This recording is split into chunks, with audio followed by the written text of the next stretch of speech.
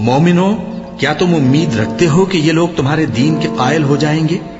حالانکہ ان میں سے کچھ لوگ کلام اللہ یعنی تورات کو سنتے پھر اس کے سمجھ لینے کے بعد اس کو جان بوجھ کر بدل دیتے رہے ہیں، اور یہ لوگ جب مومنوں سے ملتے ہیں تو کہتے ہیں ہم ایمان لے آئے ہیں، اور جس وقت تنہائی میں ایک دوسرے سے ملتے ہیں تو کہتے ہیں جو بات اللہ نے تم پر ظاہر فرمائی ہے وہ تم ان کو اس لیے بتائے دیتے ہو کہ قیامت کے دن اسی کے حوالے سے تمہارے پروردگار کے سامنے تم کو الزام دیں۔